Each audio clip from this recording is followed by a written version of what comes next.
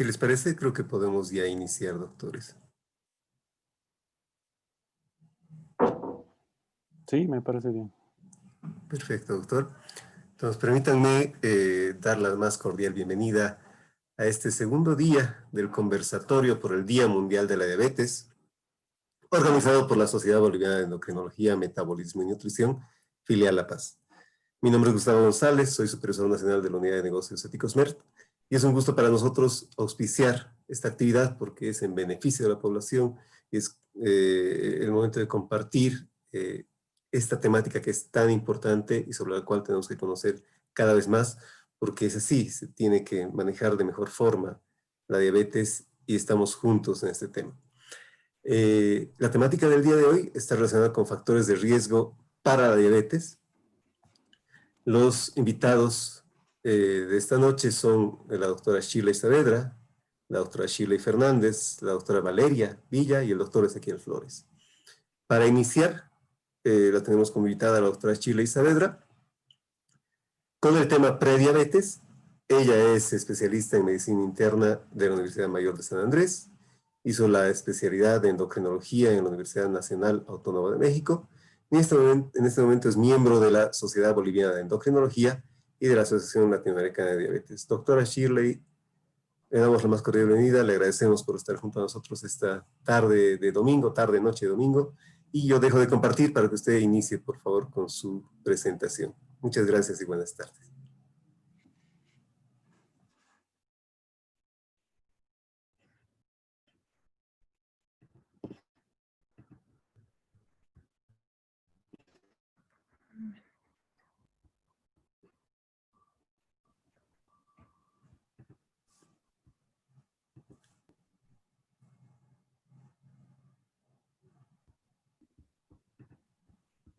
¿Estoy compartiendo pantalla? Sí, doctora, está compartiendo la pantalla. Puede ahora reproducir. Bueno, primeramente, Perfecto. buenas noches. Gracias a MER por esta iniciativa. Hemos iniciado con las charlas educativas para pacientes con diabetes, conmemorando el Día Mundial de la Diabetes, que era el día de ayer, 14 de noviembre. Bueno, vamos a dar inicio con el tema de prediabetes. La prediabetes es un estado intermedio entre los niveles de glucosa normal y diabetes. Acá podemos ver un ejemplo de un semáforo donde en el color amarillo está la prediabetes. No está ni en un valor normal ni en un valor de diabetes, está en un estado intermedio. La Asociación Americana de Diabetes define a la prediabetes como un estado que precede al diagnóstico de diabetes tipo 2. Se caracteriza por elevación de la glucosa en sangre a niveles más allá de los normales, pero sin alcanzar los niveles de diabetes tipo 2. ¿Cuál es la importancia de la prediabetes?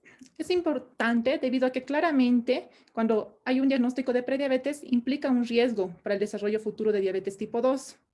Y cuando tenemos el diagnóstico de prediabetes, podemos hacer una intervención en los estilos de vida, tanto la dieta y el ejercicio, para evitar prevenir la diabetes tipo 2. Esta enfermedad de la prediabetes también denota un alto riesgo de padecer enfermedad cardiovascular. ¿Cómo vamos a diagnosticar la prediabetes? Mediante 3 diferentes pruebas. La más común y la número 1 es midiendo la glucosa en ayuno. ¿Qué quiere decir? Midiendo el azúcar en sangre en ayuno con 8 horas de ayuno. Esto es bien importante que el paciente sepa que tiene que cumplir las 8 horas de ayuno. Los niveles de glucosa normal en sangre son menor a 100 miligramos de decilitro. Y para un diagnóstico de diabetes es igual o mayor a 126. Entonces, tenemos a la prediabetes en un estado intermedio, que no está ni en un valor normal, ni en un valor para decir que es diabetes. Entonces, está en un valor de 100 a 125 miligramos de decilitro. Cuando se encuentra en estos niveles la glucosa en ayuno, decimos que es una glucosa alterada en ayuno. La incidencia acumulada de que el paciente con prediabetes a los 5 años desarrolle diabetes es del 50%. Esto quiere decir que si yo tengo 10 pacientes con prediabetes, a los 5 años, 5 pueden desarrollar diabetes si es que no hago intervenciones en el estilo de vida, la dieta y el ejercicio. Otro criterio para diagnosticar es la curva de tolerancia oral a la glucosa. Esta prueba consiste en que primero se toma una glucosa basal en ayuno al paciente, y posteriormente se le pide que tome 75 gramos de glucosa nidra y se mide la glucosa en diferentes tiempos y el valor que vamos a ver es a las 2 horas de glucosa. En un paciente sano, el valor es menor a 140 miligramos decilitro.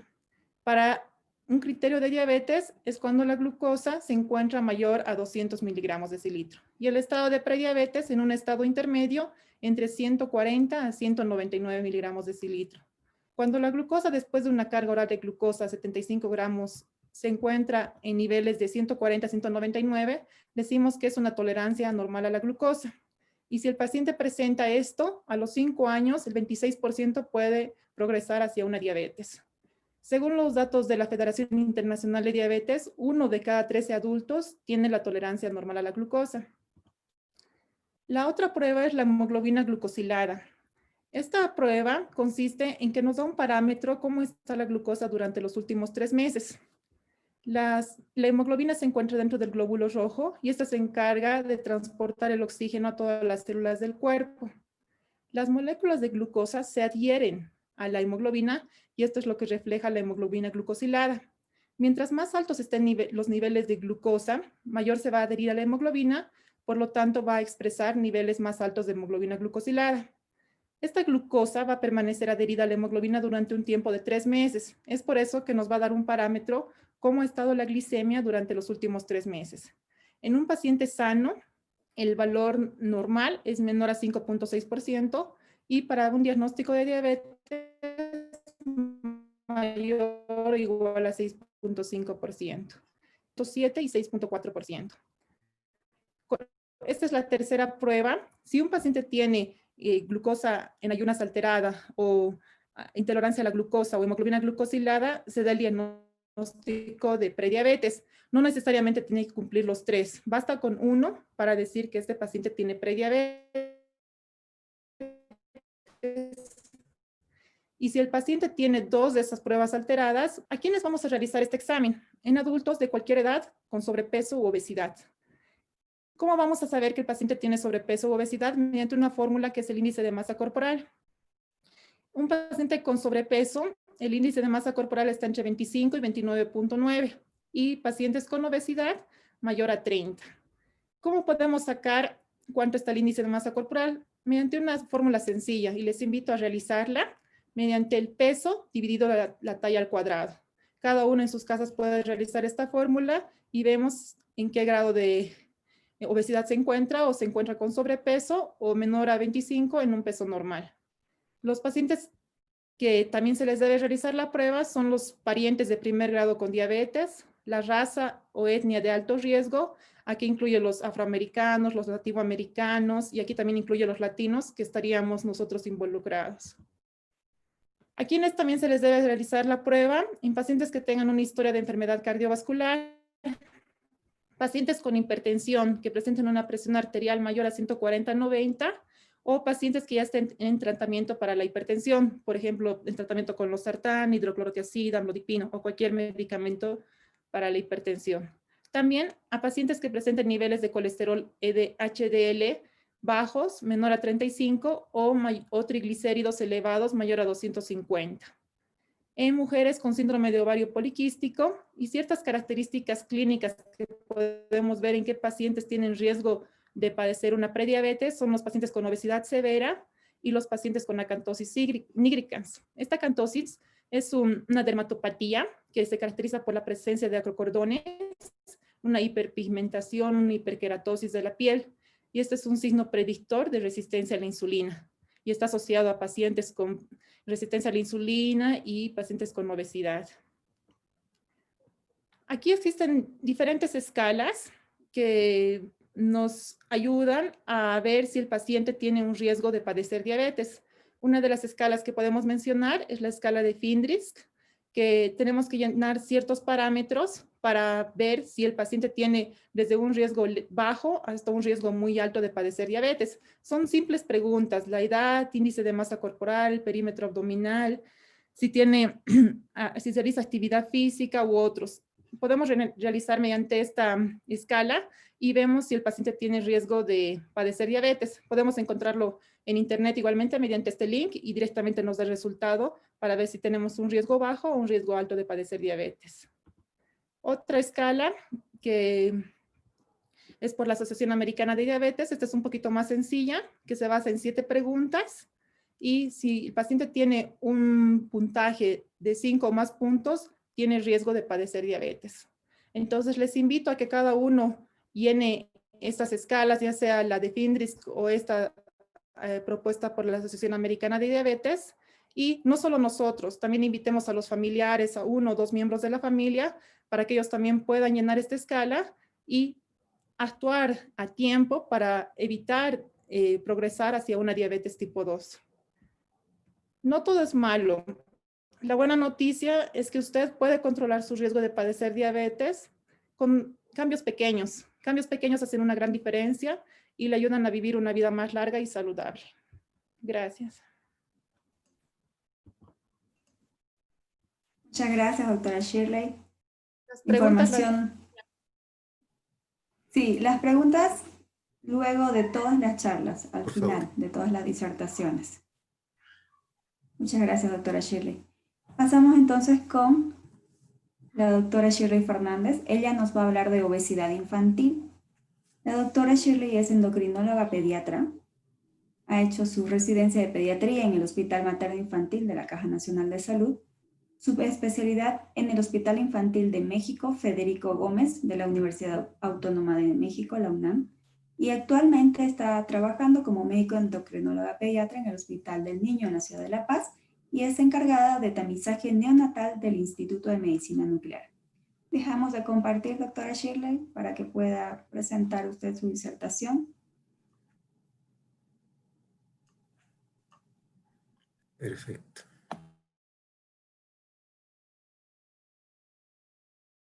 Sí, buenas tardes a todo el auditorio. Muchas gracias por su participación. Entonces, vamos a hablar sobre la obesidad infantil como riesgo de padecer diabetes en los pacientes pediátricos. Y es importante ver que pues la diabetes tipo 2 también se puede presentar en la población pediátrica, además de la diabetes tipo 1, ¿no? Es muy importante reconocer los cambios que han existido en los últimos 4 decenios sobre el incremento de la obesidad en todo el mundo, como podemos ver en esta imagen, donde 1975 era una enfermedad muy poco conocida a una enfermedad muy frecuente para el 2016. Y como les decía, pues es un incremento en todo el mundo, que también se presenta acá en Bolivia. Este es un estudio realizado en la ciudad de Cochabamba, donde se evalúa a 50,000 escolares, en lo que ustedes pueden ver las características de un país tercermundista, donde además de existir desnutrición, también vemos que existe sobrepeso y obesidad, tanto en la población masculina como en la femenina. ¿Y por qué se da esto? Principalmente por los cambios en la cultura, en los hábitos de trabajo, en las características, la sociedad, los cambios que han existido por ejemplo, los cambios de conducta de los padres siendo más permisivos, el incremento de la comida chatarra, la implementación de alimentación complementaria no adecuada desde muy temprana edad.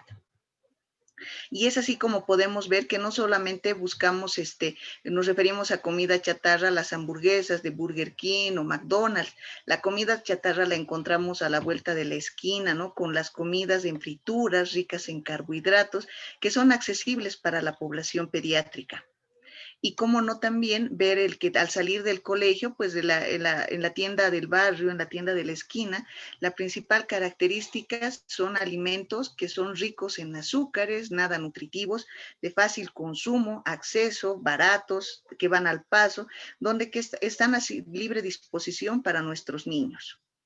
A eso vamos a sumarle el incremento de sedentarismo que vemos en nuestra población, donde los niños están acostumbrados a la televisión, a los videojuegos, el internet, el celular o incluso las tareas escolares que han sido incrementadas, que obligan a estos pequeños a estar más horas sentados detrás de un computador que estar haciendo la actividad física, y asociado, como les decía, con esos estos padres permisivos que incrementan el consumo de alimentos no saludables ricos en azúcar.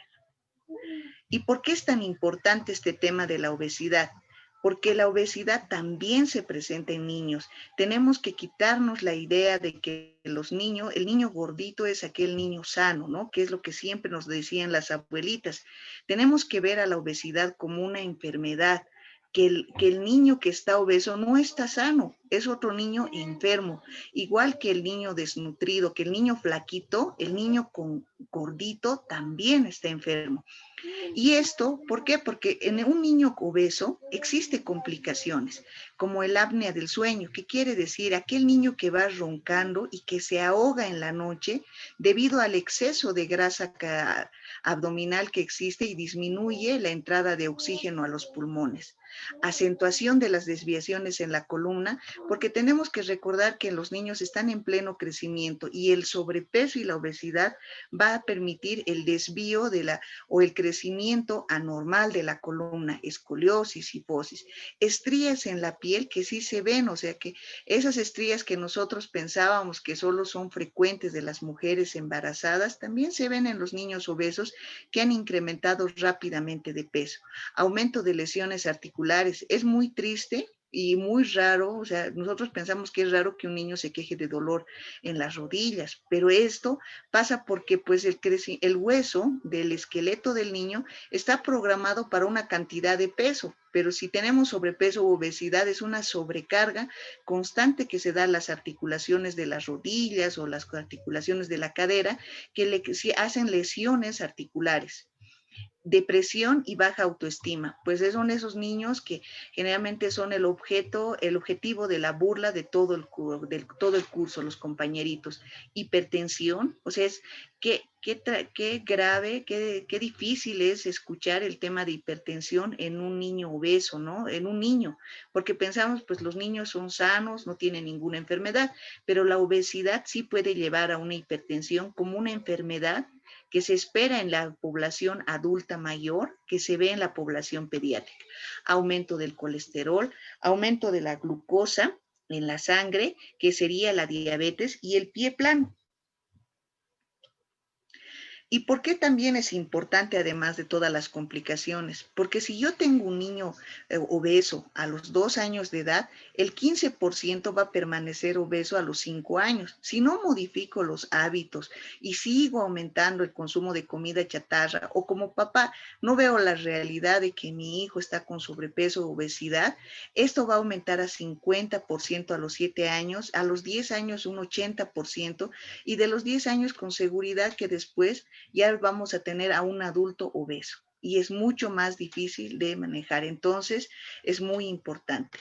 Y los factores de riesgo de diabetes tipo 2 en niños y adolescentes, la tipo 2 es la que estamos viendo, es la tipo 2 la más frecuente, en la que se puede evitar tener la enfermedad, es el aumento considerable de peso, el consumir comida chatarra, el sudar en exceso, esto debido principalmente a que los niños gorditos no están acostumbrados a hacer ejercicio y cuando se les pide caminar, pues ellos ya están ahí empapados de sudor, lo cual quiere decir que necesitan mayor actividad. El tomar refresco en lugar de agua natural. ¿Cuántos niños no les gusta el sabor al agua? Pero no pueden vivir un día sin su refresco, ¿no? La cintura abdominal que mida más de 50, que nosotros cuando los revisamos no tienen cintura porque la cadera es más estrecha que la cintura y esto es un aspecto que no debemos permitir. Y tener algún familiar con diabetes. Cuando vemos a niños gorditos, nos imaginamos que los papás, los tíos o alguien de la familia también tiene esta enfermedad de obesidad y eso aumenta el riesgo de tener diabetes en estos pequeños. ¿Y cómo podemos acabar con la obesidad infantil? Pues lo más característico, primero es promover el consumo de alimentos saludables, promover la actividad física, la atención pregestacional y prenatal. Esto es sumamente importante porque el consumo adecuado de alimentos durante el embarazo favorece un buen desarrollo y crecimiento en el niño. La dieta y la actividad física en la primera infancia, la salud, la nutrición y la actividad física también en los niños en edad escolar y el control de peso que es importante. Es importante ver que nosotros en Bolivia utilizamos la pirámide nutricional, en la cual el consumo diario de frutas, verduras e hidratos de carbono es recomendado, el consumo frecuente de lácteos, frutos secos y carnes blancas, y el consumo ocasional de dulces, grasas y carnes rojas. También es importante que una forma didáctica de enseñar a tanto a los papás como a los niños del plato del buen comer, donde nosotros vemos que este es el plato, y donde vemos la cantidad de alimentos que debemos comer, ¿no? De verduras, frutas, leguminosas, alimentos de origen animal y cereales.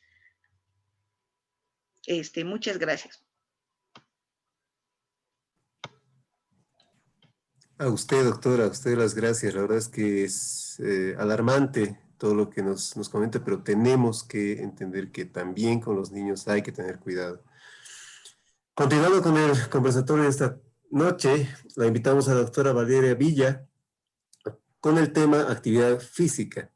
Ella es internista y endocrinóloga con la especialidad en el Hospital General de México, actualmente ejerciendo la especialidad en el Hospital Obrero número 1 de la Caja Nacional de Salud, acá en la ciudad de La Paz.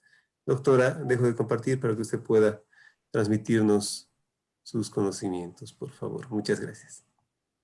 Buenas noches, muchas gracias por la invitación. La verdad es que me parece una importante motivación, en especial para poder explicar y transmitir la información a los pacientes, porque hay muchas dudas y muchas cosas que podemos puntualizar en este tipo de charlas y esperemos que se pueda repetir de eso de manera frecuente, por lo menos cada ciertos meses, ¿verdad? Bueno, el tema que voy a hablar ahora es sedentarismo. Básicamente, ya hablamos sobre actividad física en las diferentes charlas que tuvimos el día de ayer. Voy a compartir la imagen. Bien, el sedentarismo en realidad es un estado de inactividad física que ya viene determinado desde hace muchos años, que es un factor de riesgo muy importante. De hecho, los diabéticos, hasta un 54% de esos pacientes, si es que hacemos una historia, tenían el antecedente de que presentaban más de 6 horas en sedestación o en estados de inactividad o reposo. Esta conducta sedentaria implica permanecer sentado durante varias horas, por más de 6 horas como mínimo, que es la definición. El término de esta inactividad nos puede llevar a diferentes tipos de propensión de enfermedades, hablando de diabetes, más allá de esta, como hipertensión, hígado graso, dislipidemias, depresión, diferentes alteraciones metabólicas que podrían ser reversibles si es que tuviéramos conciencia y en realidad el estado de que esta inactividad nos puede llevar a muchas otras enfermedades más. En diferentes estudios se ha visto de que puede llevar a un incremento de la glucosa y a una resistencia a la insulina y finalmente nos lleva a un estado de diabetes. Esto está dado básicamente porque el ser humano está programado para hacer movimiento, porque como somos un ser humano de lucha, nosotros tenemos que mantenernos en constante movimiento. Al evitar este estado de actividad, lo que ocasiona es que los músculos permanezcan lentos, no haya buena actividad metabólica y eso ocasiona posteriormente resistencia a la insulina, ¿verdad? En ese sentido, la conducta sedentaria es un organismo muy complejo que nos lleva a diferentes tipos de alteraciones. De hecho, en la ciudad de La Paz, haciendo una revisión, vimos que solamente existen 40 gimnasios en toda la ciudad de La Paz y contamos con más de 2 millones de habitantes en la ciudad de La Paz. De estos, solamente contamos con 13 centros para poder realizar las conductas de ejercicios o actividad física, tanto para niños como adultos. Lo que nos lleva a pensar que realmente estamos en la parte cultural un poco dejando a lado esta parte que es muy importante. Además, también está definido que la inactividad física, incluso menos de 30 minutos, nos puede llevar a otro tipo de alteraciones.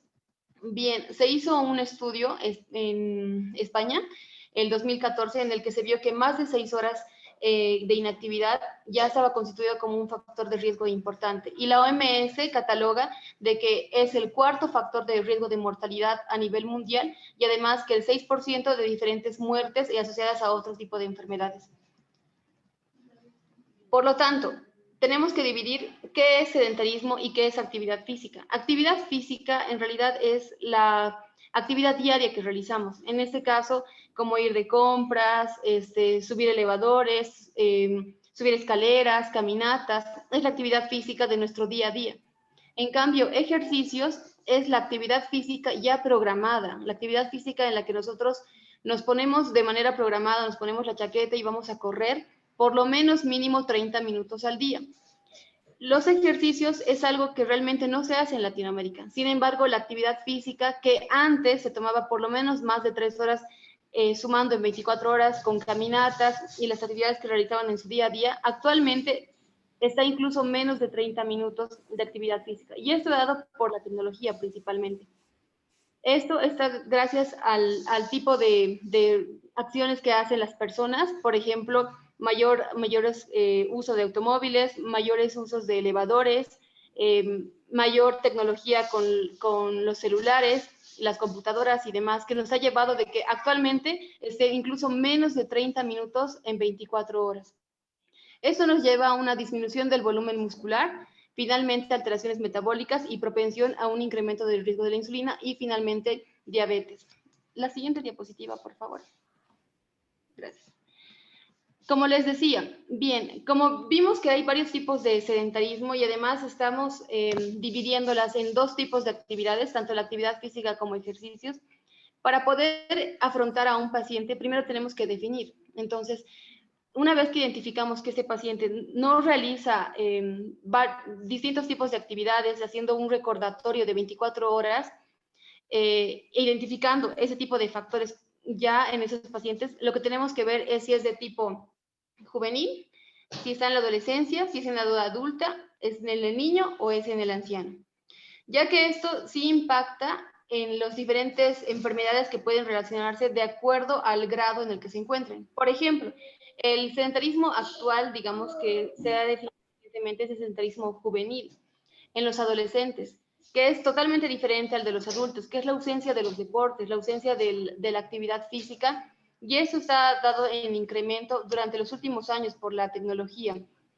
Esto, además, ha sido como una plaga realmente de esta época, porque asociado o aunado al estado alimentario que tienen, a la disminución de gasto energético que llevan, al desequilibrio energético que ha llevado y a la disminución de la actividad física, lleva a diferentes tipos de actitudes, como ser depresión e incluso el bullying, ¿no? Que actualmente está muy de moda. El aumento de peso, la obesidad. Entonces, es importante identificar en nuestros adolescentes, en nuestros niños, si es que estos ya están con factores de riesgo, como por ejemplo las conductas, cambios del estado de ánimo, obesidad, aumento de peso, porque eso en un futuro es diferente que tengamos un niño que tenga diabetes a los 13 o 12 años a que tenga diabetes o que tenga obesidad a los 50 o 60, porque el pronóstico cambia totalmente en estos niños. Por otra parte, el actuar en estos pacientes es hacer un impacto en ellos, hablándoles sobre el tipo de movimientos que pueden hacer de la actividad física normal que tienen en su vida diaria. Por lo menos llegar a actividad física constante, de constante movimiento, mínimo 3 horas al día. Pero fuera de eso, incrementar los ejercicios. Los ejercicios, para que puedan tener un impacto en estos niños, tienen que ser persistentes, de manera repetitiva y constante. Es difícil al principio en un paciente adolescente con obesidad y con trastornos de ansiedad o depresión impactar y decirle vamos a correr, no sé, 3 horas, porque el día siguiente los efectos negativos van a llegar en el paciente. Por lo tanto, lo que está aconsejado es que lo hagamos de manera lenta. Por ejemplo, caminatas de 15 minutos, 20 minutos, por 1 o 2 semanas y posteriormente ir incrementando en tiempo, en frecuencia y en tipos de actividades hasta finalmente llegar a correr o hacer actividades de cardio, ¿no? En este tipo de pacientes. Es la manera de poder hacer un impacto realmente y que la clave es que sea constante, repetitiva y que no lo dejen. No le tiene que causar un impacto negativo en el paciente, al contrario, un impacto de satisfacción. Bueno, gracias.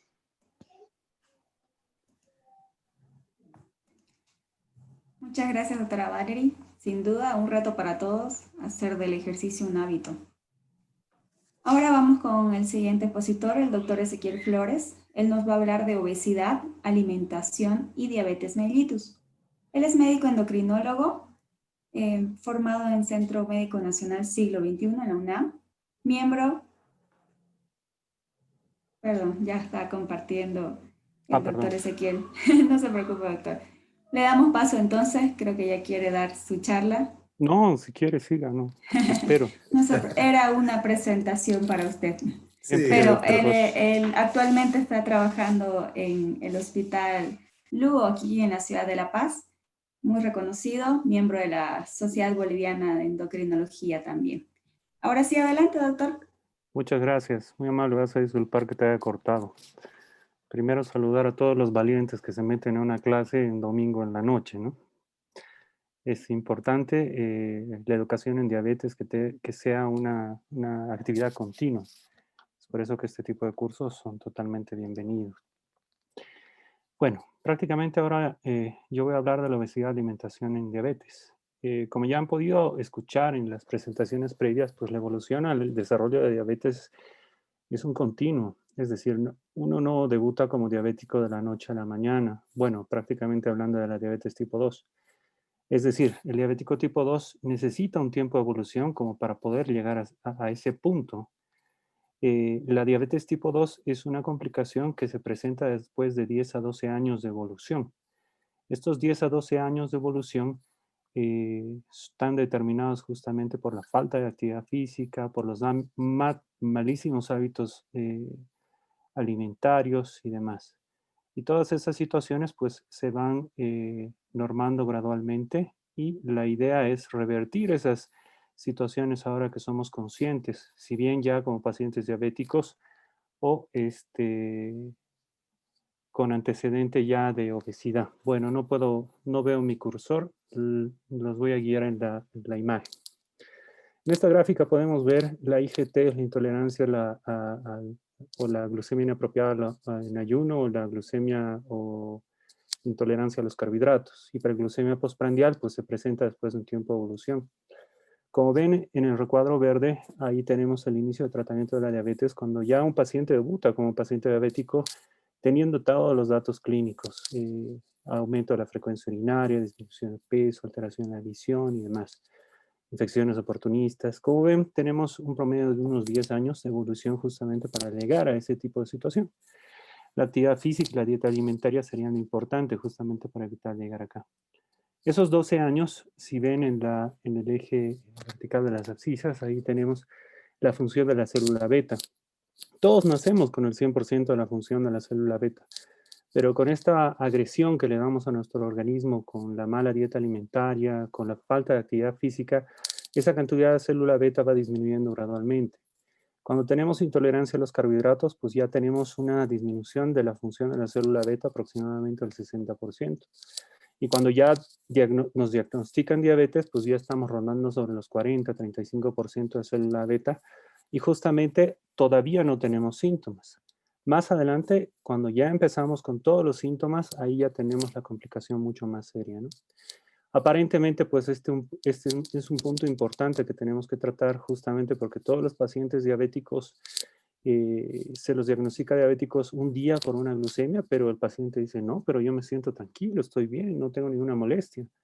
Entonces, sigue su vida normalmente, se hace una glucemia capilar un tiempo después de haber consumido una metformina o dos o haber estado en el hospital y aparentemente pues no tiene ninguna molestia. Este periodo se llama el periodo de luna de miel en el paciente diabético y es una suerte de respuesta del organismo que causa una sobreproducción de insulina de mejor calidad pero con una menor cantidad. Recuerden que la célula beta pues no se regenera. Si la perdimos y no la cuidamos durante toda nuestra niñez, adolescencia y vida adulta, pues no la vamos a recuperar nunca. Entonces, el paciente puede estar entre 3 a 6 meses, dependiendo de qué tanto se cuide de la dieta alimentaria, y posteriormente ya debutar con un cuadro mucho más florido. Pero este tiempo perdido, pues ya podríamos haber hecho algo. Intentar la reducción de peso es importante. Más del 80% de los diabéticos tipo 2 ingresan a este diagnóstico ya con un diagnóstico de obesidad. Pero vamos a ver qué es la obesidad. Perdón, no puedo pasar la imagen.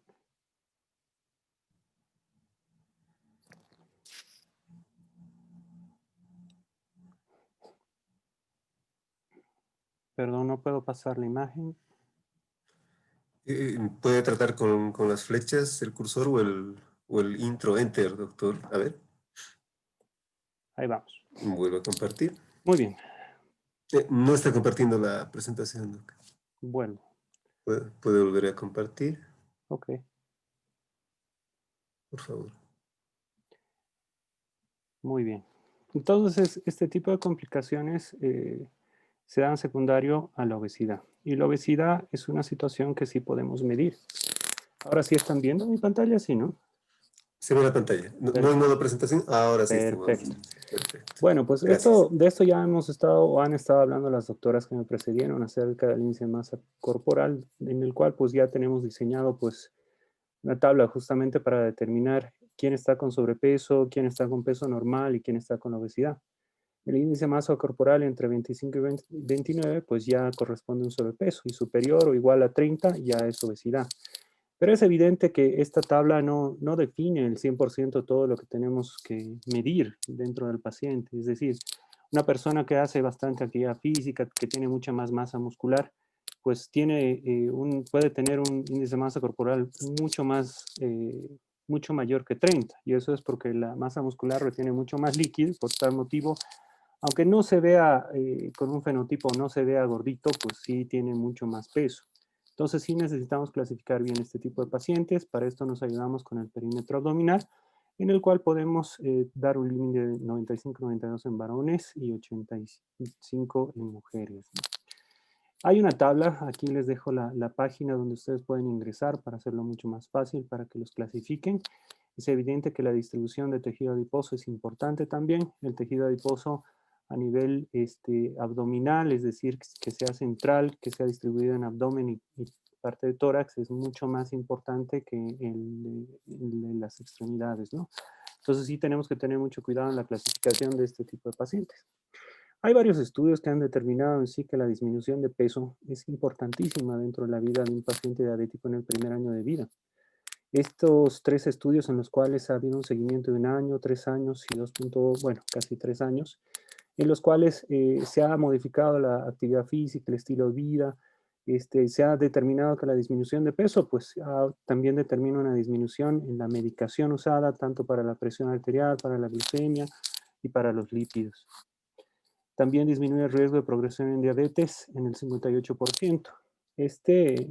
Justamente en pacientes prediabéticos o con intolerancia a los carbohidratos, en los cuales, pues sí, evidentemente es una otra realidad, ¿no? Ponerte un educador físico, un nutricionista y seguirte todos los días y pues tener este beneficio. Pero esto en una persona bien, con las bases bien puestas sobre lo que tiene que hacer, pues sí lo podría conseguir, evitar la progresión a la diabetes, ¿no? Entonces, evitar la progresión a la diabetes es importantísimo. Entonces, pasando más a nuestro tema en sí, la obesidad, ya hemos definido que el peso ideal recomendado por el índice de masa corporal se determina por medio de esa tabla, pero eso es por medio de interpretación de su médico. El consumo diario recomendado de energía en una dieta alimentaria es de 1.600 a 1.200 kilocalorías en mujeres y de 2.000 a 2.600 en hombres. Depende mucho qué tan activo y qué tan sedentario ha sido el paciente, la edad. Ya sabemos que desde los 31 años en adelante el metabolismo es diferente. No podemos decir que como lo mismo y engordo más, pues, o más bien como lo mismo y estoy engordando, o sea que algo está mal en mí. No, es que el metabolismo ya está disminuyendo y estamos formándonos o más bien transformándonos en personas que ahorran mucho más energía que más. A pesar, o incluso también después de los 42 años, como ya se comentó previamente, la pérdida de masa corporal o masa muscular es del 25% y esto también determina la disminución del lugar de importancia donde podríamos quemar toda la energía excedente que estamos consumiendo. Entonces, a mayor edad tendríamos que tener mayor cantidad energética y menor cantidad de ingreso calórico en la dieta alimentaria. Entonces, la diabetes y la obesidad está totalmente demostrado que disminuir el 5% del peso inicial mejora tanto la diabetes, la hipertensión como la dislipidemia. Incluso está recomendado una disminución de peso hasta el 7%, ¿no? El tratamiento en sí del paciente diabético con obesidad, ya clasificado tanto con el índice de masa corporal como también el perímetro abdominal, es como ya lo han comentado varios de mis colegas previamente, el cambio de estilo de vida, tratamiento farmacológico para coadyuvar esa disminución de peso y una modificación de la conducta. Pero esta triada, ¿la podemos lograr solos? No. Este es un manejo multidisciplinario. Necesitamos sí tener un médico que nos guíe, necesitamos un nutricionista, necesitamos un entrenador físico si es que se puede, o una persona entrenada justamente para que no podamos lastimarnos, ¿no? Al inicio. Es evidente que hay varias guías, varias maneras de encontrar este tipo de camino. Hay varias páginas, la ADA, la IDF, todas estas páginas tenemos bastantes recomendaciones en cuestión de actividad física y qué tipo de actividad física nos tocaría a cada uno de nuestros pacientes. Cambios de estilo de vida. Esto es bastante común que encontremos en todas las recomendaciones que tenemos dentro de la pérdida ponderal. Pero pues, ¿cómo tendríamos que enfocar estos cambios de estilo de vida? Primero hay que reflexionar, hay que sustituir algunas conductas y reforzar estas conductas. Reflexionar, perdón. Aquí sí valdría la pena hacer un diario de alimentos para determinar qué estoy comiendo, a qué hora estoy comiendo, qué estoy comiendo, si tenía apetito antes de comer, si estaba cansado, tenía ansiedad, si estaba estresado antes de comer, si estaba acompañado. Y esto lo podemos registrar en un cuaderno. Esto justamente para evitar tener estas lagunas mentales, porque el cerebro nos engaña. Pues, evidentemente, al final del día podemos pensar que hemos comido todo lo que deberíamos, pero cuando revisamos, pues ahí vemos en lo que nos estamos pasando y lo que tenemos que cortar, ¿no? Si estaba acompañado o no, pues hay personas que nos acompañan y nos causan mucho más ansiedad y estrés y tal vez comemos más, ¿no? ¿Qué tenemos que sustituir? Como más cuando estoy solo, estoy viendo televisión, estoy teniendo una alimentación consciente, es decir, sé lo que voy a comer, a qué hora lo voy a comer y qué va a causar en mi organismo, porque desgraciadamente a todos nosotros nos han enseñado desde chiquitos que nos sientan al frente del plato de comida y ya hay que comer hasta terminar, ¿no? Esa no es la idea ya cuando uno es diabético o quiere empezar una dieta alimentaria justamente para reducción ponderal.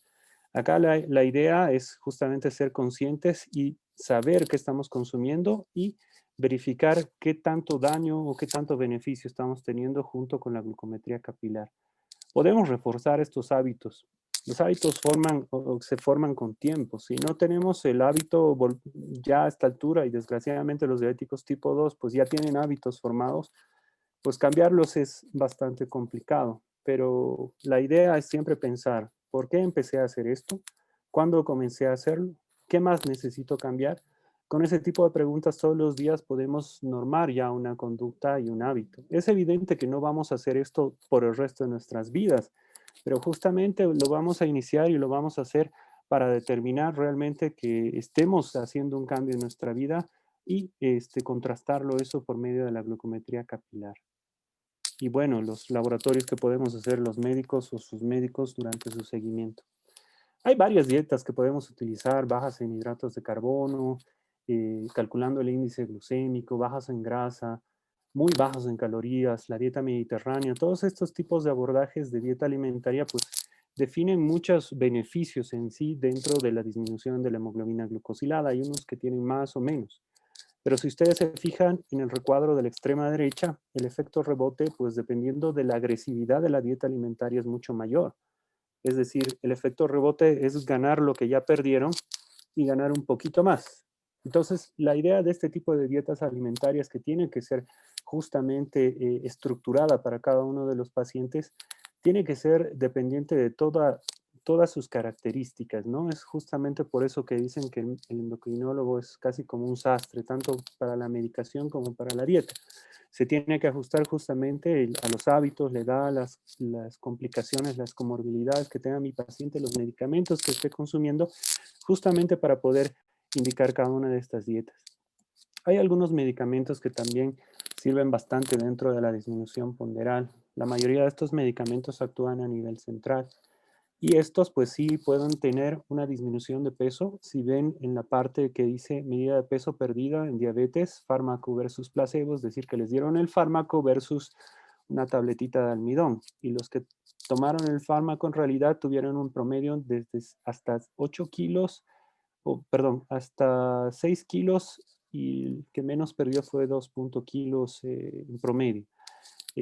Con la fentermina y topiramato perdieron 6.8% del peso inicial, casi en rango de de lo óptimo recomendado, que sería el 7%.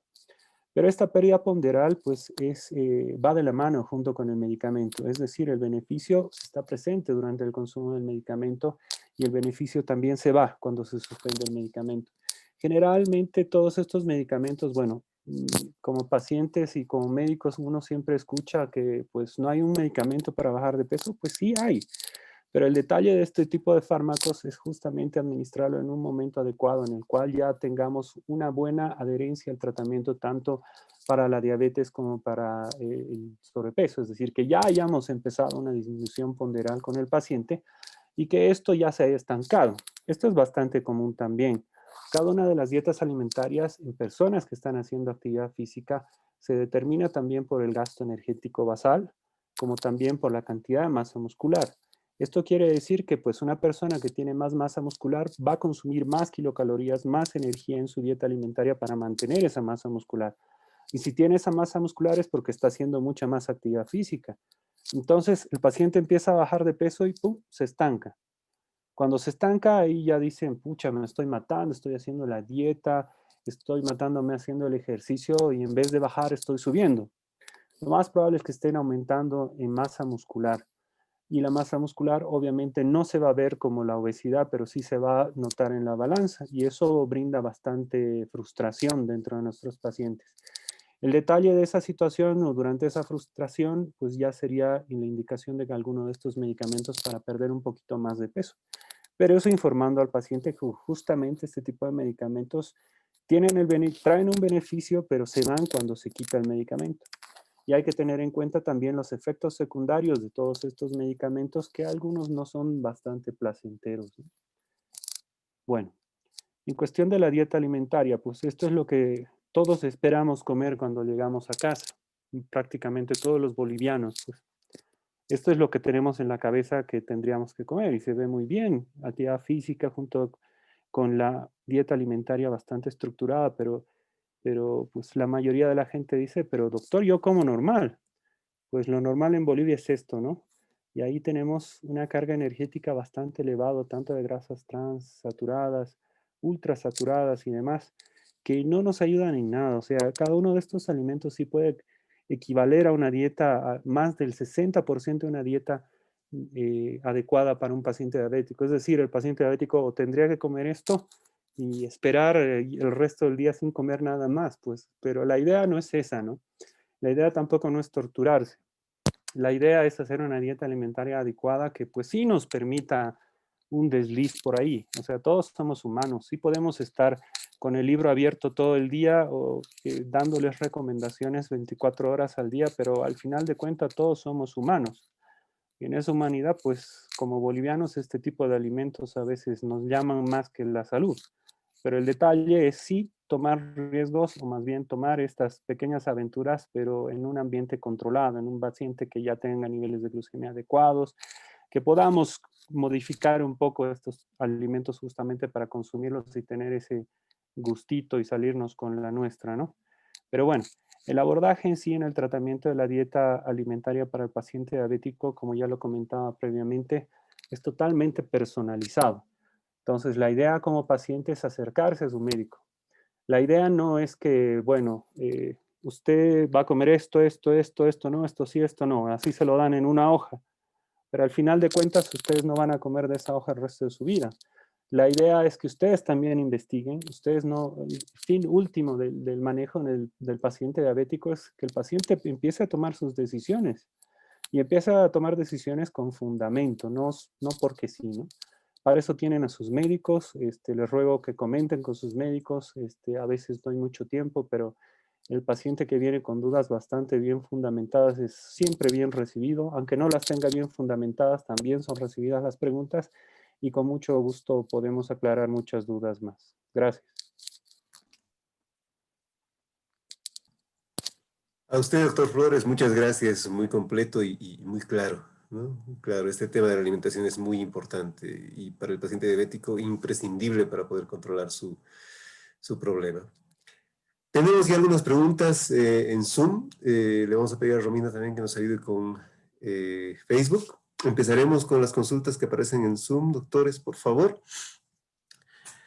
La primera consulta dice, bajé de peso de 81 a 65 kilogramos, nivel de glicemia más de 300, ahora controlada. ¿Por qué mejoró mi vista? Los lentes de lectura son ahora de vista normal. ¿Leo sin lentes? Les consulto. Cualquiera de ustedes, doctores. Por favor. Bueno. Bueno, para empezar, la pérdida de peso, así tan significativa como usted la comenta, puede haber sido una complicación de la diabetes, en el interín en el cual usted tenía sus niveles de glucemia bastante elevados. En el cuerpo, cuando tenemos esos niveles de glucemia así elevados, pues hay varias sustancias que están almacenándose en nuestro organismo. Lo que pasa en los ojos, con la situación del sorbitol, que es un compuesto que deriva de la degradación de la glucosa. Esto hace que tengamos alteraciones dentro de la plasticidad del cristalino y se nos opaca también la visión. Con el paso del tiempo y el buen control de la diabetes, los niveles de glucemia van bajando y estas sustancias también de desecho de la destrucción de la glucosa excedente dentro de nuestro organismo van disminuyendo. Por tal motivo, la visión va mejorando. Esto es bastante importante porque justamente la mayoría de los pacientes nos acusa de que los estamos dejando ciegos, ¿no? Cuando empezamos insulina o cuando empezamos un tratamiento hipoglucemiante, cuando un paciente debuta como diabético. Pero esa situación es por este fenómeno de adaptación del organismo que justamente tenemos que esperar por lo menos en promedio unos 3 meses para recuperar la visión. Algunos pacientes, el momento que se les controla la glucemia, regresa nuevamente a la visión adecuada, pero otros pacientes tardan entre 2 a 3 meses. Es evidente también que todos los pacientes diabéticos al diagnóstico de la diabetes, después de los 2 o 3 meses del control de la diabetes, necesitan sí hacer un estudio de fondo de ojo con el oftalmólogo, justamente para determinar qué daños tenemos ya en retina por ese diagnóstico de diabetes, ¿no? Muchas gracias, doctor. ¿Tenemos alguna pregunta en Facebook, Romina? Sí, en Facebook nos consultan, ¿qué significa una prediabetes? Bueno, la prediabetes es un estado en el que la glucosa no se encuentra ni en valores normales, ni en un estado para decir, se encuentra en un nivel entre 100 y 125. Es un estado de alerta. Como no sé si recuerdan la diapositiva que mostró el doctor Flores, ya antes del diagnóstico de diabetes tipo 2, ya existe un fallo en las células beta del páncreas que es 10 años antes. Entonces nosotros podemos, si agarramos a un paciente en la etapa de prediabetes, cuando la glucosa se encuentra alterada en ayunas o hay una intolerancia a los carbohidratos, pues podemos hacer diferentes intervenciones, ya sea en el estilo de vida, en la alimentación, ejercicio o tratamiento médico para evitar de que llegue a diabetes. Es un estado de alerta que nos dice, bueno, acá tenemos que hacer algún tipo de modificación para evitar llegar a la diabetes. Muchas Perdón, gracias, para doctora. Sí, doctor, por detalle favor. más. Sí. El paciente cuando va a la consulta y le hacemos la curva de tolerancia oral a la glucosa, le decimos, señor, ¿usted es prediabético? Y el paciente dice, sí, no soy diabético. Es lo único que se le graba en la cabeza, ¿no? No soy diabético, y se sale y que siga la pachanga, ¿no? El asunto es ese. O sea, la evolución de la diabetes o la destrucción de la célula beta para llegar a ese lugar, como bien lo decía la doctora Saavedra, no es reversible. O sea, está a 1 o a 2 pasos de desarrollar la diabetes. Entonces, ahí no es una opción cambiar el estilo de vida. Tiene que hacerlo, justamente para evitar el desarrollo de la enfermedad. Es evidente que de ahí en adelante su vida va a cambiar, sí. O sea, los cambios de estilo de vida ya no van a ser para un tiempito y ya. Es decir, la célula beta ya no va a estar en el mismo nivel que antes. O sea, prediabetes quiere decir antes de la diabetes, no es no diabetes. Entonces, el detalle ese es justamente que tiene que quedar bien claro. O sea, el tratamiento farmacológico, la actividad física, los cambios de estilo de vida son ya y son de manera permanente, ¿no? No son solamente por un tiempo hasta tener el siguiente laboratorio en el cual la glucemia esté normal, ¿no? Gracias. A usted, doctor. Muchas gracias por acotar este punto adicional. Otra consulta en Zoom dice, ¿cómo se puede cambiar el hábito de consumo de comida chatarra a comida saludable en niños? Doctora Fernández probablemente nos puede ayudar con la respuesta. Sí, buenas noches. Claro, lo más importante en los niños es de que no se les tiene que enseñar a consumir comida chatarra, ¿no? Eso es muy importante para los papás. Porque, por ejemplo, los papás siempre vienen y te dicen que él come mucha soda, ¿no? Él toma mucha soda, a él le gusta mucho comer pollos, no sé, salchipapas, pero la pregunta es, ¿quién le ha enseñado a tomar la soda? ¿Quién le da el dinero para consumir esas comidas chatarras? Entonces, primeras recomendaciones que realmente no les tenemos que enseñar. La Academia Nacional la Academia Americana de Pediatría, perdón, indica que el consumo de alimentos azucarados no tiene que ser antes del año de edad. Entonces, antes del año de edad, el niño no debería conocer lo que es el azúcar. Si empezamos desde ahí, desde muy pequeños, entonces el niño, empezamos los hábitos saludables del consumo de verduras de muy temprana edad, antes que los alimentos azucarados, entonces el niño va a aprender a comer. Pero si hablamos de un niño que ya ha aprendido a comer comida chatarra, lo recomendado es de que se le tiene que ofrecer en formas apetitosas y frecuentes. ¿Qué es lo que pasa? Que, por ejemplo, a un niño que no le gusta comer verduras y hoy le digo, ¿vas a comer verduras? Pues de plano y seguro que nos va a decir que no. Pero tenemos que insistir, si nos dice 100 veces no, tenemos que insistir 101 veces, ¿no? O sea, tenemos que seguir insistiendo. Hay muchas formas de preparar. No siempre tenemos que caer en la creencia de que le damos sopa y en la sopa están las verduras y como está en la sopa y le hemos puesto verduras, ahí completamos. No, tenemos que hacer mayor tipo de alimentación, quitarnos mitos como que la sopa es el mejor alimento, buscar formas diferentes de presentación de las ensaladas, de las verduras, porque cuando nosotros hablamos de ensaladas, pues solo viene a la mente, digamos, lechuga, zanahoria y tomate, ¿no? Entonces hay 1000 formas de presentarlas, diferentes gustos, y es en la continuidad. No hay que darse por vencido con estos pacientitos. Otra cosa es, por ejemplo, también respecto a los refrescos, es quitarle de plano el azúcar, porque si yo no le doy refresco, no, ya no le he dado refresco, pero le doy jugos, entonces seguimos en esa vida de azúcar, y aunque no lo creamos, el azúcar también constituye ser casi como una droga y es adictivo. Entonces es empezar a ofrecerle cada vez más frecuentemente el agua para que ellos ya sientan esa necesidad, olvidarse de esa necesidad de azúcar, ¿no? Entonces hay muchas formas de ayudar a que el niño coma saludable, pero lo más importante, creo yo, es la convicción que tienen que tener los papás de seguir adelante. Muchas gracias. A usted, Muchas gracias, doctora. doctora. Perdón, Tenemos acotando ahí también... también, Doctor Flores, por antes de que favor. pasemos, Sí, doctor. el mejor apoyo que se le pueda dar a un paciente diabético, tanto niño como adulto, en la casa, es que en la mesa no haya diferencia, ¿no? En el sentido de que, pues, todos comemos igual o no comemos. En el detalle de que, pues, no podemos estar acá con el lechón y al frente con la ensalada, ¿no ve? La idea tiene que ser que, pues, todos, si queremos apoyar a esa familia o ese familiar, pues lo tenemos que consumir todos de la misma manera. O sea, sé que puede ser bastante difícil en el núcleo familiar tratar de llegar a eso, pero como decía la doctora Fernández, pues evidentemente el niño ha aprendido de alguna parte, ¿no? Y pues si lo queremos tanto al niño, pues la idea es cambiar el hábito también del adulto para que el niño lo vea de una manera mucho más natural, ¿no? Gracias.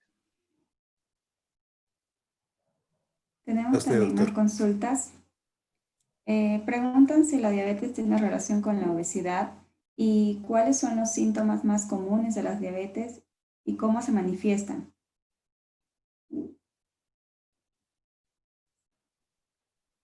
Yo de nuevo. Ok. Sí, la diabetes tipo 2 va de la mano con la obesidad.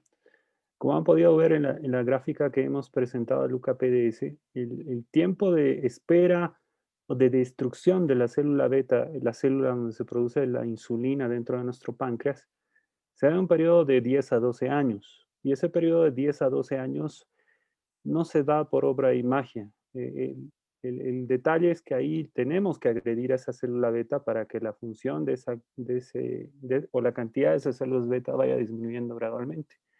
Y eso lo logramos con los malos hábitos de la dieta alimentaria, es decir, consumimos una cantidad de energía superior a la que utilizamos en 24 horas. Ese excedente de energía que hemos consumido se guarda en forma de tejido adiposo, se almacena como energía dentro del organismo. El organismo es tan sabio que dice, pues voy a guardar la energía para cuando la necesite, ¿no? Pero si siempre hay un excedente, pues vamos a empezar a incrementar el peso. Ahora hay tipos de grasa, pues grasa subcutánea, grasa visceral. Se ha demostrado que la visceral es mucho más perniciosa que la subcutánea, pero visualmente el sobrepeso es mucho más protegido adiposo subcutáneo. Entonces vamos ganando mucho más de peso y a mayor cantidad de peso, eso significa mayor trabajo para la célula beta producir insulina para almacenar esa energía en forma de tejido adiposo y para distribuir esa energía dentro del organismo. Por tal motivo, pues igual necesitamos una cantidad en la prediabetes mucho mayor de insulina que para metabolizar una menor cantidad de glucosa. Es decir, nosotros nacemos con células beta al 100%, comemos o se sube la glucemia en el organismo, producimos insulina y las dos van bajando gradualmente. Con el sobrepeso, esto causa resistencia a la insulina, es decir, si le damos mucho trabajo a una célula, no va a funcionar al 100% por el resto de la vida. Ninguno de nosotros puede funcionar así. Entonces, cuando ya va disminuyendo la cantidad de células beta, comemos la misma cantidad de glucosa, pero necesitamos una mayor cantidad de insulina. Entonces, vamos disminuyendo otra vez esa cantidad de glucosa dentro del cuerpo. Hasta que llega el momento que tenemos una glucemia levemente elevada y necesitamos mucha más cantidad de insulina. Eso es una relación directamente o inversamente proporcional. Menor cantidad de célula beta, mayor cantidad de insulina de mala calidad. Y para llegar a ese nivel, pues ya tenemos que haber tenido una mala actividad física que haya determinado que guardemos mucha más energía, que le hayamos dado mucho más trabajo a nuestra célula beta. Por tal motivo, sí, la obesidad va de la mano con la diabetes tipo 2. Hay otros tipos de diabetes de tipo autoinmune y demás que no entrarían como con esta relación con la obesidad, pero la diabetes tipo 2 y la obesidad sí son situaciones que van de la mano, ¿no? Hay algunos casos mucho más raros, pero pues lo común es eso. Muchas gracias, doctor. ¿Alguna de las doctoras quiere acotar algo más? Algo Por también favor. Preguntaron los síntomas, ¿no? Los síntomas y signos. Nos vamos a acordar de las 4 Ps. Uno que es la pérdida de peso, como la primera pregunta que el paciente hizo, que perdió peso. Luego otra P es la polidipsia, el aumento de la sed. Es que los pacientes tienen excesiva sed y a veces buscan refresco, ¿no? Bebidas azucaradas. Y eso hace un círculo vicioso porque toma bebidas azucaradas y aumenta más la glucosa y hay mayores niveles de glucosa. Otro es la poliuria, las ganas de orinar frecuentemente. Aumenta la frecuencia miccional y también la polifagia, que es el aumento de apetito. Entonces, si alguien tiene estos, pero hay que recordar que esto es cuando los niveles de glucosa ya están muy elevados. Si el paciente tiene una glucosa que está entre 150, 200, no va a presentar estos síntomas. Pero sí, cuando ya está en un nivel mayor de 300, va a presentar pérdida de peso, aumento de la sed, aumento de la frecuencia miccional y el aumento de apetito. Perfecto, muchas gracias, doctora. Continuando con las consultas en Zoom, tenemos una interesante que nos presentan acá. Si un paciente controla su peso y posterior al tratamiento con metformina mantiene niveles normales de glicemia en 3 controles mensuales, sin el tratamiento, ¿se le podría indicar al paciente que pueda controlar su glicemia sin el mismo o podría en algún momento elevarse su azúcar? Perdón, ahí viene también el tiempo, el momento de diagnóstico de la diabetes. Por eso hablaba del periodo de luna de miel en el paciente diabético. Cuando un diabético tipo 2 está expuesto a metformina, a insulina, lo común que ocurre cuando es hospitalizado como cuando debuta de diabetes, la célula beta empieza a producir mucha más cantidad de insulina. Es como si recibiera el medicamento y dice, pucha, ¿qué pasa acá? Yo acá estoy para producir insulina y produzco insulina. Entonces, hay un periodo de tiempo entre 3 a 6 meses en el cual empieza a producir una mejor cantidad de insulina y una mayor cantidad, mejor calidad, perdón, en una mayor cantidad.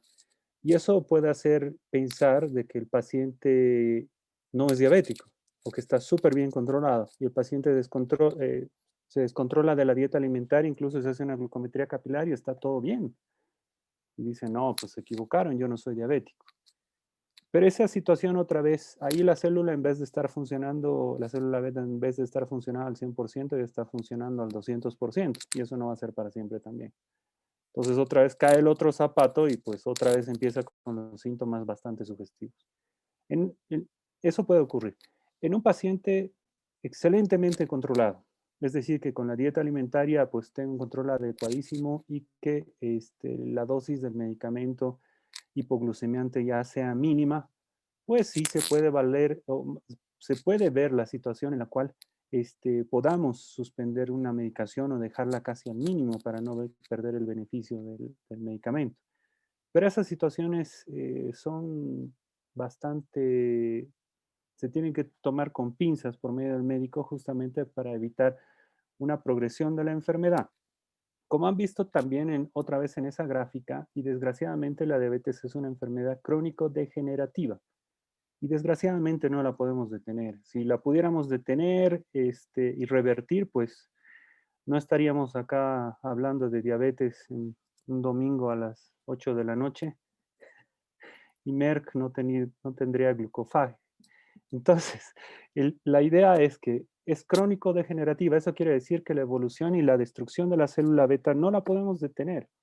La idea es llegar a un punto de buen control en el cual llegamos a una edad X en la cual la tasa de filtración glomerular, es decir, la función renal también va disminuyendo gradualmente con la edad, diabéticos o no. Eso es normal. Pero la idea es tener la suficiente cantidad de célula beta en esa etapa de la vida justamente para que nuestra insulina sea suficiente. En ese paciente ya de la tercera edad, que ha estado bien controlado toda su vida, a ese paciente sí yo ya le tendría mucho más confianza de quitarle medicamento y dejarlo en autocontrol, es decir, solamente en la dieta alimentaria. Pero la idea de suspender la medicación totalmente es ya una cosa que sí es bastante personalizada en el tipo de paciente y en el seguimiento que se le ha hecho, ¿no? Gracias. Tal vez agregar algo ahí. También depende de los valores. Puede ser que un paciente tenga niveles de glucosa en ayuno normales, pero los niveles postprandiales estén elevados. Entonces también es bueno antes de suspender el tratamiento ver los niveles de hemoglobina glucosilada, que eso nos va a dar un promedio tanto de las glicemias pre y postprandiales. Y en caso de que por algún motivo suspende el tratamiento, pues hay que hacer controles, no hay que dejarlo ahí. Hay que hacer controles cada 3 meses. Si se encuentra bien, pues ya será tal vez un poquito más alejados, pero no un paciente cuando encuentre un valor normal de glucosa, pues dejarlo ahí, ¿no? Hay que ir evaluando. Posteriormente, puede ser que en ese momento no requiera tratamiento o se baje la dosis del medicamento, pero en un futuro puede ser que vuelva a requerir tratamiento. Gracias. Le preguntan al doctor Flores, por favor, ¿qué opinión tiene de la clasificación del índice de masa corporal según SIDO? Según SIDO. SEEDO, así lo han escrito. Si me puede ampliar la pregunta. Bueno, tenemos otra, tal vez escriba en un momento. ¿A partir de qué cantidad se considera prediabético? Dice que se hizo un análisis y le salió 125 y en qué nivel se encuentra y qué examen de laboratorio debería realizarse para saber si realmente tiene diabetes.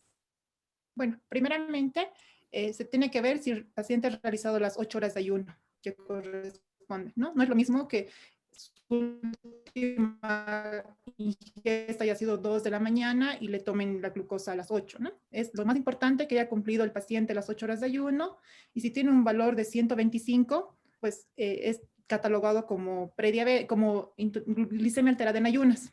Pero si vemos 125 está muy cerquita al 126, entonces en ese paciente hay que hacerle otras pruebas, ¿no? Hay que hacerle la prueba de curva de tolerancia oral a la glucosa, lo que mencionaba en la diapositiva, con 75 gramos de glucosa anhidra, y ver cómo responde a las 2 horas. Si este valor está entre 140 y 199, pues lo seguimos catalogando como prediabetes. Pero si este valor está más de 200, ya iría para un diagnóstico de diabetes. Y otra prueba que es la hemoglobina glucosilada, que nos tiene que dar para prediabetes un valor entre 5.7 y 6.4. Pero ya con un valor de 125, si ha cumplido las 8 horas de ayuno, ya pues está a un paso de ser diabetes, y ya el daño a la célula beta pancreática ya está hecho. Entonces tiene que inmediatamente cambiar estilo de vida, ir a un médico para que lo asesore y hacer un tratamiento multidisciplinario, ¿no? Tratamiento farmacológico, con su endocrinólogo, nutrición y ejercicio físico. Muchas Hola. gracias, doctora. Doctor, Perdón, volviendo a la anterior pregunta. sí, por favor. SIDO, SEE. Ah, ya, es de la Deo. Sociedad Española del Estudio de la Obesidad. Ahí sí hay una estratificación mucho más amplia en cuestión del índice de masa corporal. Pero el fin de esa clasificación es justamente estratificar aún más al paciente para el estudio. Es decir, para mejorar la intervención que sea mucho más fina en cuestión de tratamiento y de actividad física y demás, justamente con fines de estudio. Ahora, dentro, otra vez le comento lo que mencionábamos previamente. El índice de masa corporal sí, evidentemente, es una relación de la talla y el peso, pero esa relación determina una relación matemática, en la cual pues se clasifica en qué paciente pesa más para su talla, ¿no? Otra vez, la clasificación del índice de masa corporal te clasifica, te estratifica, pero al final de cuentas no te define, en el sentido de que pues sí podemos tener un índice de masa corporal elevado para nuestra talla, pero puede que tengamos mucha masa muscular, mucha más masa muscular que tejido adiposo. Entonces, al final de cuentas, lo que más interesa es la distribución del peso en el organismo, no tanto así el peso total. O sea, puedo medir 1,70 y pesar 90 kilos, pero pues ser de puro músculo, ¿no? Ser un fisicoculturista. Es diferente, otra vez, tener ese índice de masa corporal elevado y tener, sí, una obesidad central, ¿no? Entonces ahí la clasificación es importante, no es un número frío, no es un número seco, es un número más o un valor de estratificación para interpretar, ¿no? O sea, acá otra vez cada paciente se toma como por lo que es, no por la clasificación de estratificación en la tabla. Gracias. A usted, doctor, muchas gracias. Ya vamos cerrando con algunas preguntas más. Sí se han ido incrementando, les agradecemos mucho a los asistentes por sus consultas. Aquí nos presenta una que es general, pero podría satisfacer a muchas consultas que son comunes. ¿Cuándo se medica con metformina a pacientes con insulinoresistencia?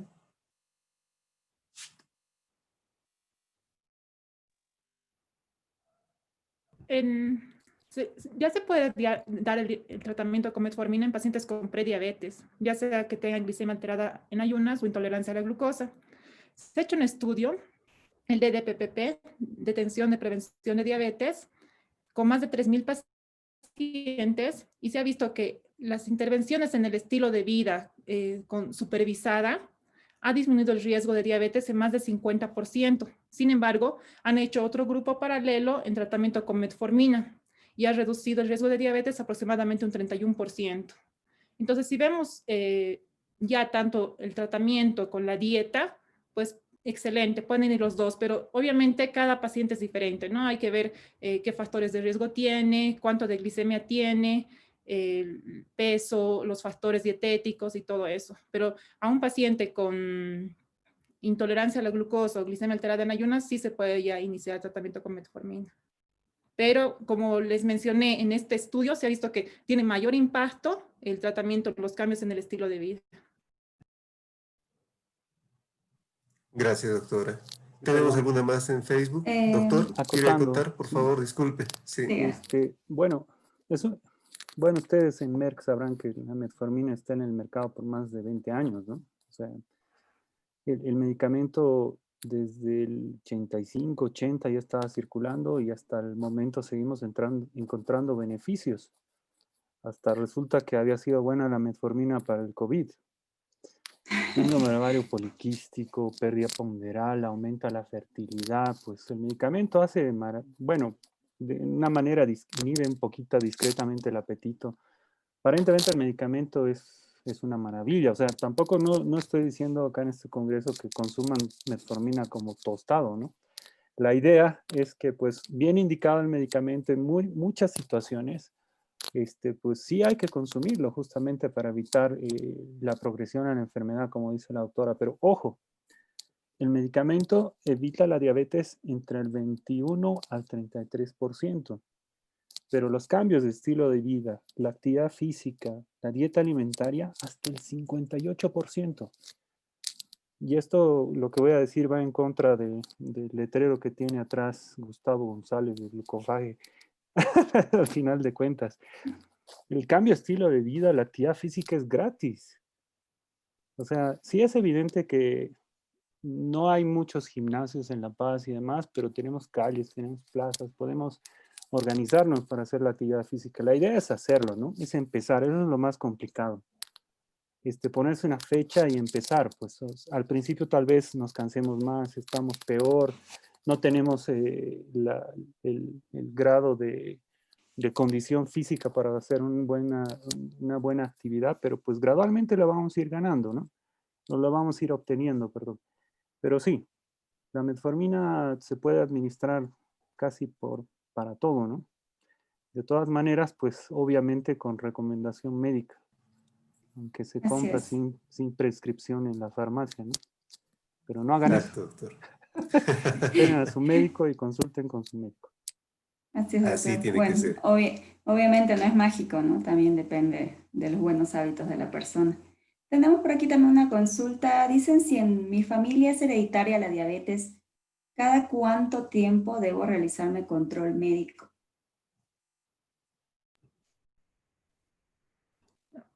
Bueno, en un paciente que tiene antecedentes familiares, pues es mayor el riesgo, ¿no?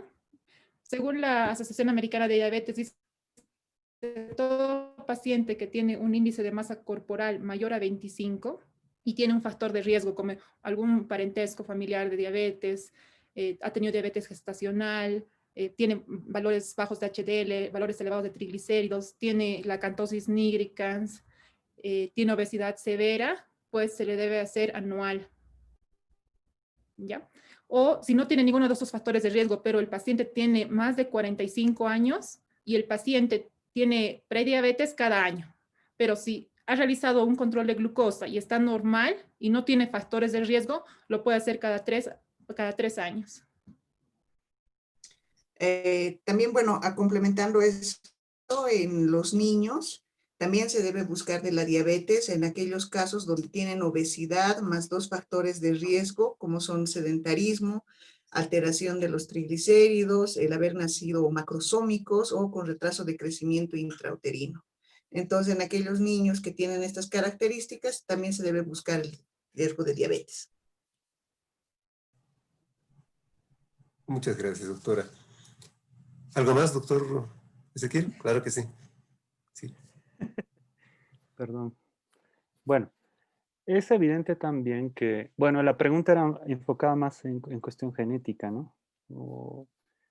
Pero es un hecho totalmente demostrado, desgraciadamente, que todos los latinoamericanos tenemos la tendencia y los genes chafas y que nos hacen malos metabolizadores de hidratos de carbono.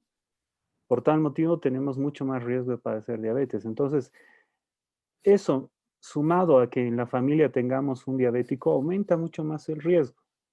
O sea, justamente para evitar, o sea, sí, evidentemente, como recomienda la doctora Saavedra, las doctoras Shirley, Saavedra y Fernández, sí hay que hacer los controles justamente del laboratorio, pero la idea es no esperar, ¿no? Al laboratorio a ver que esté prediabético para empezar a hacer algo, ¿no? O sea, obviamente la idea es prevención y la prevención es antes de la prediabetes, no es en la prediabetes. O sea, ahí ya empezamos a pensar en medicamentos y demás situaciones, volcar nuestra vida de cabeza y demás, pero eso lo podríamos hacer ya, ¿no? O sea, sí es evidente que el laboratorio nos ayuda bastante, pero la conducta podría hacer que disminuyamos los índices de diabetes, bueno, por lo menos tipo 2, ¿no? Gracias. A usted, doctor, muchas gracias. Y para ir cerrando con el Zoom, hay una consulta general también. ¿Cuáles son los requisitos para un paciente para realizar una prueba de tolerancia a la glucosa?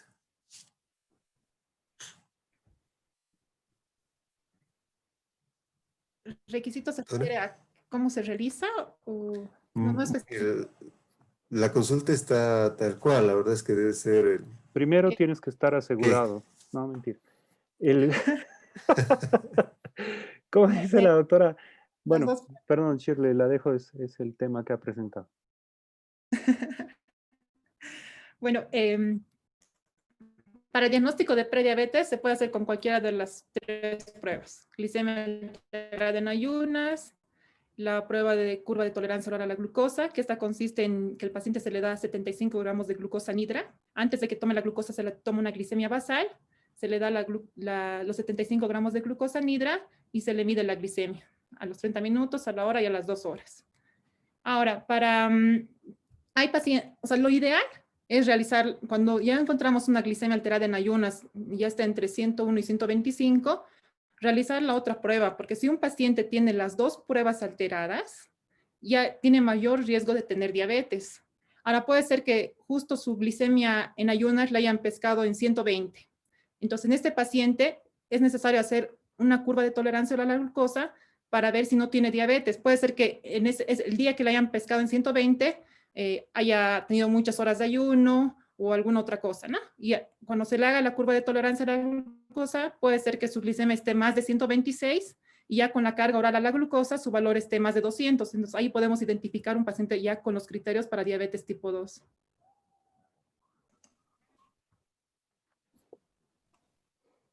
Y perdón, pensando también en diabéticos tipo 2, ¿quién tiene que hacerse curva o quién tiene que hacerse una prueba de glucemia? Si tienes dislipidemia, colesterol o triglicéridos elevados, pues ese también es un dato de resistencia a la insulina. Hay que hacer un control glucométrico para ver si vale la pena hacer una curva de tolerancia oral a la glucosa.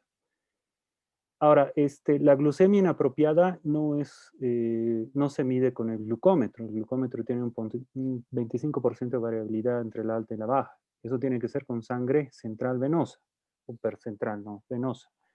La idea de hacer estos estudios es justamente en pacientes que tengan sobrepeso, que tu índice de masa corporal sea elevado, que tengas sobrepeso, obesidad, y que no te veas como un fisicoculturista.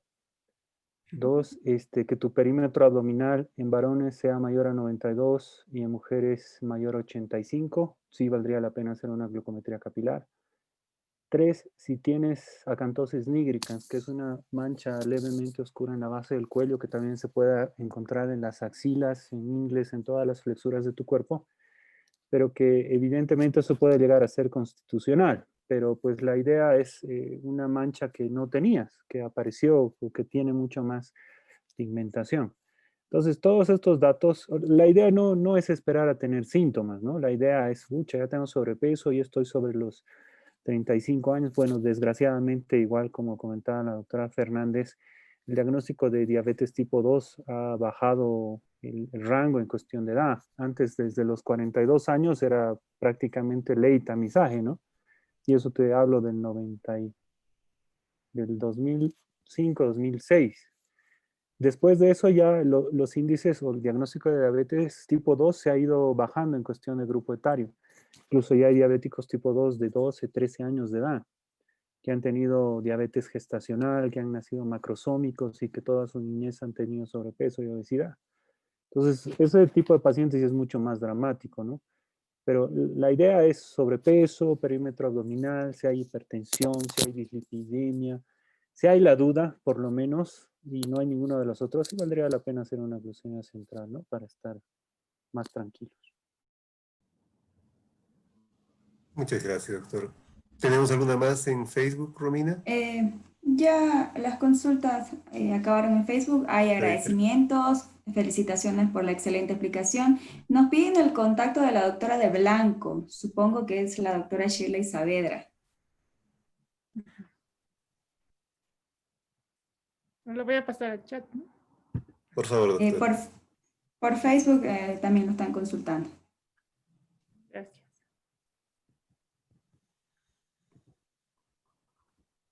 Perfecto. Y nos hemos tomado el tiempo para responder la mayor parte de las consultas. Les agradecemos mucho por las mismas a todos los espectadores. Ahora, doctores, les damos el espacio para el cierre del conversatorio de hoy. Por favor, doctoras, doctor Flores, las pantallas y el micrófono son suyos. Bueno, muchas gracias por estar con nosotros hasta estas horas. Espero que hayamos aclarado más dudas que generarles más dudas. Y de todas maneras, las puertas están abiertas. No, y gracias. Buenas noches. Descanso. Bueno, gracias a Merck por aguantarnos un domingo en la noche, cuando generalmente son las últimas horas antes del lunes, de aprovechar el descanso. Bueno, y un mensaje importante que quiero que se lleven todos es que no esperemos, como el doctor Flores mencionó, no esperemos a estar en prediabetes o en diabetes para hacer cambios en el estilo de vida. Es un tratamiento gratuito, que no necesitamos tener dinero, solo necesitamos ser disciplinados, constantes, y de esa manera prevenir el desarrollo tanto de prediabetes como de diabetes. Gracias. Sí, buenas noches a todos los participantes. Agradecerles nuevamente por estar con nosotros y escucharnos. Es importante recordar que los buenos hábitos, una alimentación saludable, hacer la actividad física constante, debe ser en todos los grupos etarios, tanto desde muy pequeñitos hasta la tercera edad, ¿no? Entonces, eso nos va a ayudar a tener una vida saludable y evitar tener esta enfermedad que pues es el objetivo de esta charla. Muchas gracias a todos. A usted, doctora. De igual manera, ¿no? Esperemos que se repitan este tipo de charlas interactivas con los pacientes y se pueda solucionar más dudas que tengan respecto al tratamiento, al manejo y principalmente hacia los factores de riesgo que podemos evitarlos, como ya mencionaron, ¿no? Bueno, muchas gracias sobre todo a Merno por apoyarnos también. Muchas gracias a todos. Mañana tenemos una última charla en aras del Día Mundial de la Diabetes. Esperemos puedan conectarse nuevamente. Exacto, muchas gracias. Y bueno, doctores, de parte de Droguería Inti, la línea Merck, es un gusto estar en contacto con ustedes. Nosotros somos parte de ese círculo que se ve ahí en esta imagen de fondo. Están ustedes como médicos, los pacientes, los educadores, fisioterapeutas, enfermeras, que es el tema de este año, ¿no? Enfermería como punto principal también de apoyo al paciente, y la industria.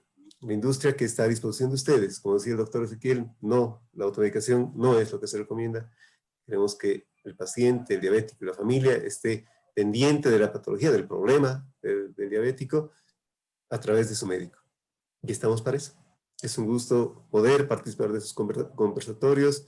Agradecemos nuevamente toda su asistencia. En un domingo, un día diferente, un día especial, pero que nos interesa también tocar este tema que es muy importante para la salud de todo el pueblo boliviano y con esas alertas que ha dado la doctora Fernández, por ejemplo, desde los más pequeños, a tomar en cuenta que no solamente los pacientes adultos, ancianos, pueden sufrir de diabetes, sino que desde los más pequeños hay que cuidarlos. Y para cerrar, mañana tenemos el conversatorio a las 20 horas, ahí están los panelistas, el doctor Barragán, la doctora Cárdenas, la doctora Fuentes y el doctor Maldonado, con quienes vamos a estar compartiendo más de esta información al respecto de la diabetes. Y nuevamente, pues de parte de Merck, es un gusto. Hasta una próxima. Los invitamos mañana nuevamente y a los doctores, un gusto estar en contacto con ustedes. Muchas gracias y buenas noches. Buenas noches. Buenas noches.